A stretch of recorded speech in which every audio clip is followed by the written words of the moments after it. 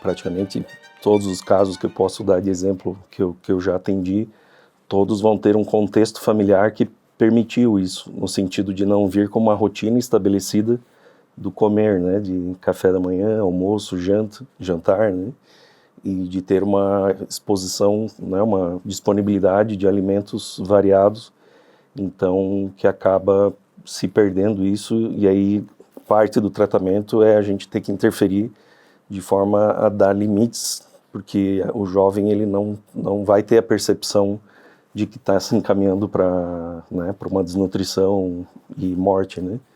Então é como se você falasse para uma pessoa que não está entendendo e não vai abordar, não vai aceitar, acha que né, ela vai querer controlar até o final, né? Já tive casos que infelizmente, né, a gente teve que internar no hospital, só que foram casos que internaram por já com um quadro mais avançado, e que aí a questão da morte é por desnutrição, e aí que entram questões, né, de doenças, qualquer pneumonia, qualquer infecção urinária se torna um quadro grave, né, o organismo fica sem estrutura para se defender, e aí entra em sepse, né, e é um quadro que me chamou muita atenção, que eu sempre uso de exemplo,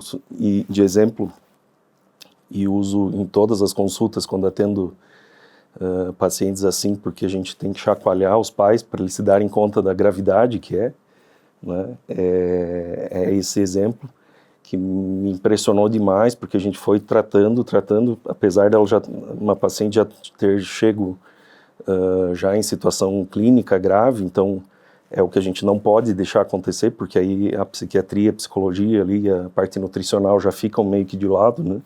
Já está recebendo um suporte nutricional já de outra maneira, e a abordagem psicológica já fica bem restrita, né?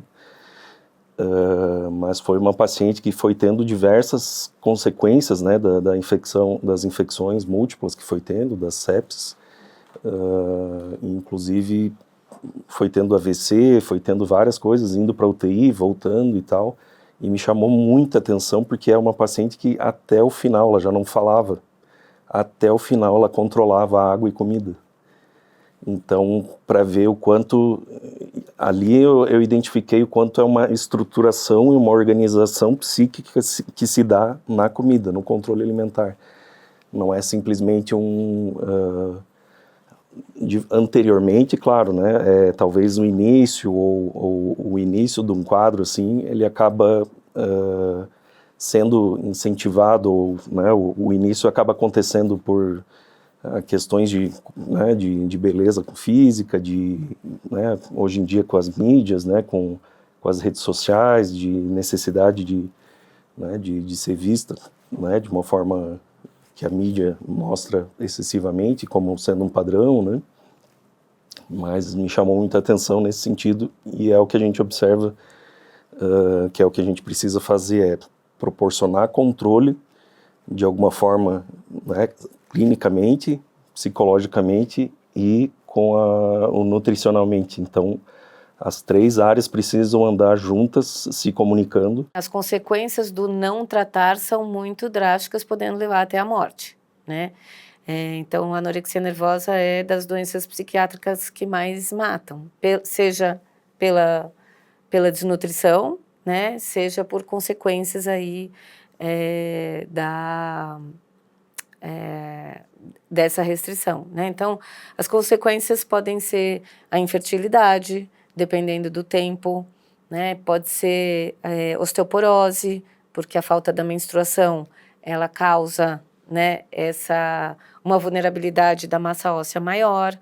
Então, a pessoa pode desenvolver aí uma osteopenia, que é o estágio anterior da osteoporose, uma osteoporose, a infertilidade, né, e até consequências, vamos dizer, um pouco mais leves, de perda de cabelo, das unhas, né? E, geralmente, né, quando tem uma perda de peso muito intensa, existem outros comprometimentos. Então, a pessoa fica mais vulnerável emocionalmente. Então, existem comorbidades que podem estar associadas, né? Então, ela pode levar também a desencadear uma depressão, ou uma ansiedade, ou outras questões, né, psíquicas que vão acontecer em decorrência da desnutrição. Obviamente que se o tratamento acontece, né, aí você vai entender o prognóstico dessa doença. Então, como que é feito esse tratamento e o que a gente pode minimizar, vamos dizer. Normalmente a internação se dá pelo fator da desnutrição, então é para ganho calórico, não é necessariamente pelo tratamento psiquiátrico, né? Acaba acontecendo, porque a gente tem oportunidade, mas normalmente é porque já vem, né, com questões clínicas importantes, né, fraqueza, tontura, desmaios frequentes, né, uma característica que acontece também, né, nas meninas que são os perfis mais comuns, né, de serem acometidas, também a amenorreia, que é a menina parar de menstruar, vários fatores de desnutrição, de desidratação, muitas vezes também,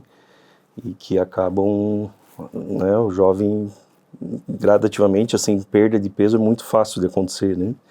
O ganho de peso é que é o problema, né? Então, às vezes eu tô também com paciente, com os pais lá internado, e eu deixo claro, assim, aqui é difícil, a gente tá ganhando, né, o ganho de peso e tal, mas a atenção que tem que ter é em casa, porque é em casa que o padrão de que o jovem consegue desviar as situações e para conseguir continuar controlando é o que vem acontecendo. Então é algo que os pais às vezes saem bem da internação, achando que está tudo certo, e é em casa que o negócio pega, e em 2 tempos, né, assim, 1, 2 semanas perde 5 quilos brincando. As pessoas que foram diagnosticadas com anorexia, elas precisam não de uma dieta específica, vamos dizer, rígida, mas elas precisam antes até da gente falar da alimentação, um tratamento para anorexia e para os transtornos alimentares, ele deve ser interdisciplinar, né? Então, na maioria das vezes, ele precisa contar com um psiquiatra, com um clínico, eventualmente, com um tratamento psicoterápico e com a terapia nutricional. Então, é uma orientação nutricional que ela é um pouco diferente da tradicional, né? Que a pessoa vai no nutricionista, recebe uma dieta e ela volta depois de um tempo. Então, muitas vezes esse acompanhamento é um acompanhamento mais frequente, né? Semanal, na maioria das vezes.